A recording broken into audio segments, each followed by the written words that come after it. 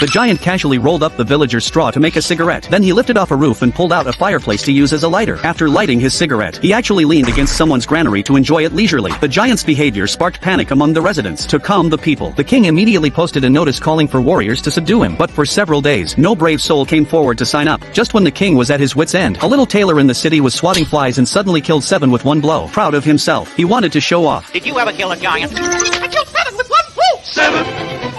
Hearing that the tailor was so capable, several people immediately spread the news, and it soon reached the king. He immediately ordered the tailor to be brought before him and asked if he had really killed 7. The tailor, thinking he was being asked about flies, answered yes right away. Then, to make the king believe him, he performed dramatically. Seeing him describe it so thrillingly, the king believed him instantly and immediately assigned the tailor the task of defeating the giant. However, upon hearing it was about fighting a giant, the tailor froze. He was about to explain, but then the king added that when he returned, he would also give him the princess's hand in marriage. Faced with the princess's enthusiastic advances, the tailor accepted the task in a daze. Amid the cheers of the people, he walked out the city gate. It wasn't until the gate closed that he came to his senses. Terrified, he frantically knocked on the gate, wanting to get back in, but when he looked up and saw the expectant faces of the citizens and the princess, couldn't bring himself to refuse. So the tailor set off with an anxious heart. Just then, the ground suddenly began to shake. The next second, he saw a massive figure approaching. The tailor was about to look up but nearly got flattened by the giant's huge foot. Panicked, he could only run desperately. After passing through the forest, he reached a lake. He thought this might slow the giant's pace, but to the giant, it was just like a puddle, completely useless. Finally, with nowhere left to run, Taylor hid inside a pumpkin. The giant, who had followed him, was now tired, so he sat down on a nearby house to rest. The tailor immediately hid. Unfortunately, the hungry giant grabbed the pumpkin, and the tailor happened to be caught in his hand. Finally, he and the pumpkin were thrown into the giant's mouth together. But fortunately, he grabbed onto the giant's throat in time. This made the giant think he was choking, so he pulled up a well and poured water into his mouth. The tailor was immediately washed into his stomach. Luckily, during the fall, he grabbed the rope from the well. As the giant pulled, he successfully escaped from the stomach. But then the giant spotted him. Seeing no escape, the tailor immediately pulled out scissors to fight back. The furious giant slapped down hard, but the tailor had already taken the opportunity to hide in his sleeve. Seeing the tailor's provocative manner, the giant immediately stuck his hand inside, not realizing this was exactly what the tailor had planned. After the giant put his hand through the hole the tailor had cut, the tailor immediately sewed his hand to it. Then he climbed onto the giant's head, threw out a rope, and tied it around his nose. After the giant was in too much pain to resist, he immediately wound the rope around him from top to bottom, binding him. Finally, when he reached the feet, he pulled hard and tripped the giant to the ground. With the giant subdued, the kingdom eventually developed an amusement park. Powered by the air the giant blew out.